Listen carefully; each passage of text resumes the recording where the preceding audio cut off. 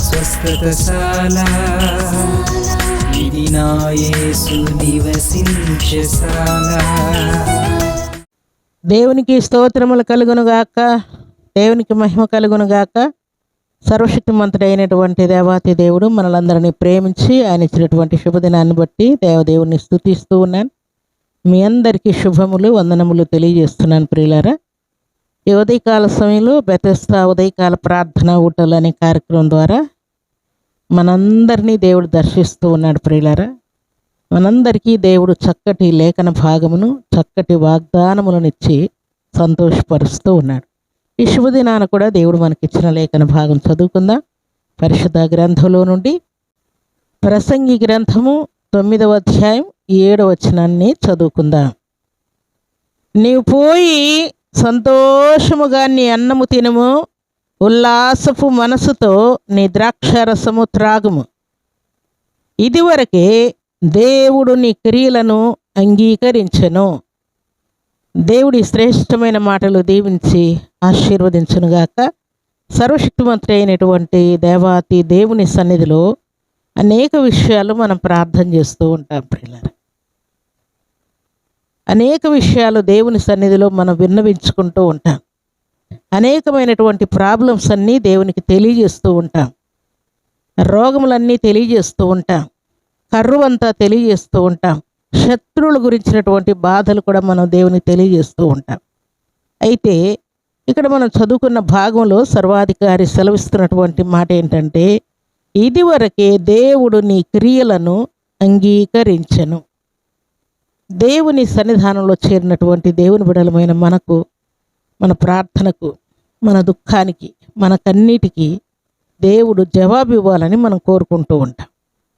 దాని కొరకు మనం భోజన చేయకుండా ఉంటాం.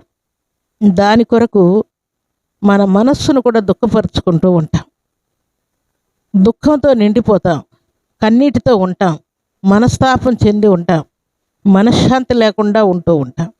అయితే దేవుడు అంటూ ఉన్నాడు, ప్రార్థన చేస్తున్నటువంటి ప్రతి వ్యక్తితో నీవు పోయి అన్నము తినుము, ఉల్లాసపు మనస్సుతో ఏం చేయమంటున్నాడు, ద్రాక్షారసము త్రాగుము. ఇదివరకే, ఇంతకుముందే నీ మనవి దేవుడు అంగీకరించి ఉన్నాడు, లేక నీ ప్రార్థన అంగీకరించి ఉన్నాడు. నీవు దేవుని సన్నిధిలో ఉపవాసం ఉన్నటువంటి, కన్నీటితో వేడుకున్నటువంటి సంగతిని, దేవుడు నా పక్షంగా ఉన్నాడో లేదో అని టెన్షన్ పడి దేవుని సన్నిధిలో కన్నీరు కార్చినటువంటి ప్రతి సంగతిని కూడా దేవుడు విని గ్రహించి ప్రార్థన అంగీకరించాడు ప్రియులారా. దేవునికి స్తోత్రములు కలుగును గాక.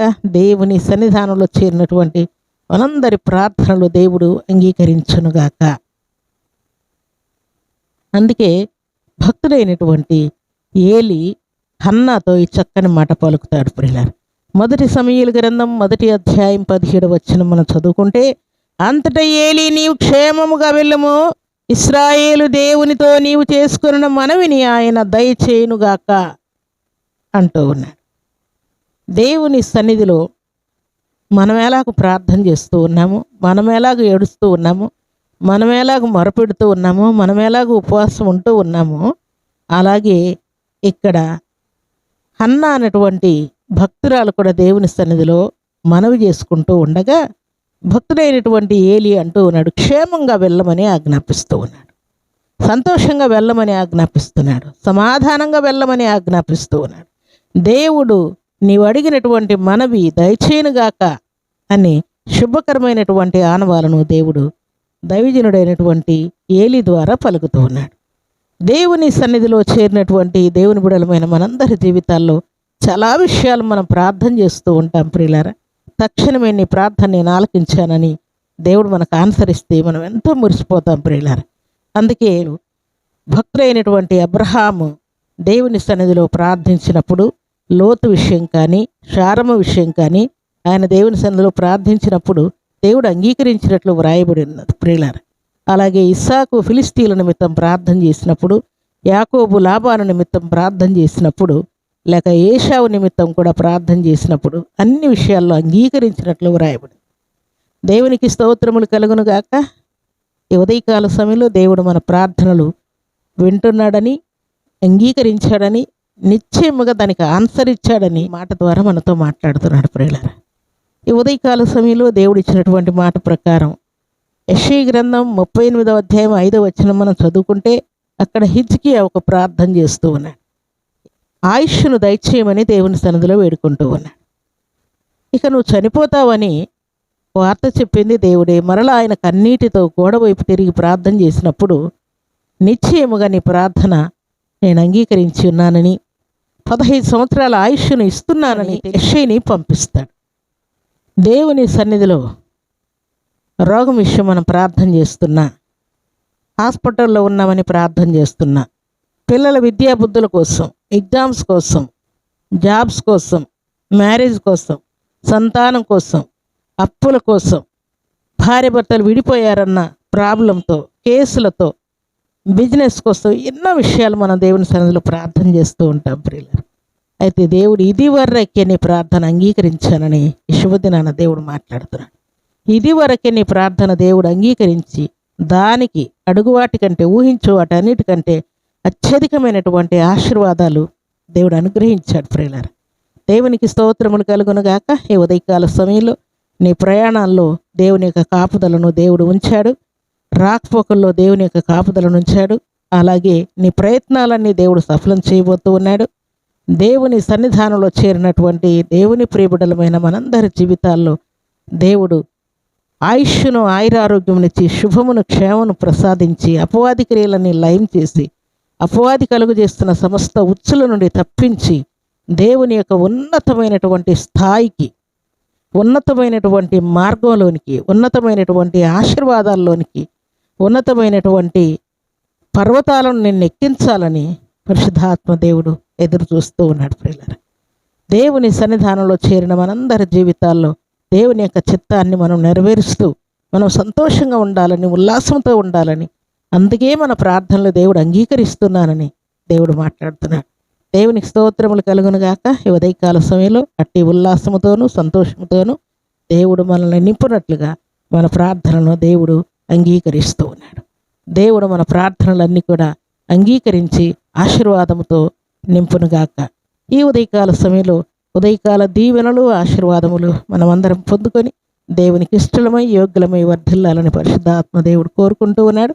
అలాంటి కృపా భాగ్యం సర్వశక్తిమంతుడు అయినటువంటి దేవాతి దేవుడు సర్వసమృద్ధిగా మనందరికీ అనుగ్రహించి ఆశీర్వదించునుగాక. ఆమేన్. ప్రార్థన. భూమి ఆకాశములను కలుగు చేసిన మా తండ్రి, మీకు స్తోత్రాలయ్యా. ఉదయకాల సమయంలో మీ సన్నిధిలో ప్రార్థిస్తున్నాను. మాతో మీరున్నందుకై మా ప్రార్థనలు మీరు అంగీకరిస్తున్నానని మీరు తెలియజేసినందుకు నీవు పోయి అన్నము తిని ఉల్లాసపు మనసుతో సంతోషంగా ఉండమని మీరు ఆజ్ఞాపించారు. అలాగే మీరు ఇచ్చిన మాట ప్రకారం ఇదివరకే దేవుడు నీ నీ మనవి, నీ విన్నపం, నీ ప్రార్థన దేవుడు అంగీకరించాడన్న మాట చేత మమ్మల్ని అందరినీ మీరు ఆదరించినందుకే మీకు స్తోత్రాలు చెల్లిస్తున్నాను. నిశ్చయముగా మీ సన్నిధిలో చేరే మాటలు వినబడాలందరి ప్రార్థనలు అంగీకరింపబడును గాక, వారు ఉల్లాసముతో నింపబడుదురు గాక. అలాగే తండ్రి, వారిగా దుఃఖం మానుకొని సంతోషంగా మీ నామాన్ని మహింపరచినట్లుగా ఘనకార్యములు వారి జీవితాల్లో మీరు జరిగించుదురుగాక.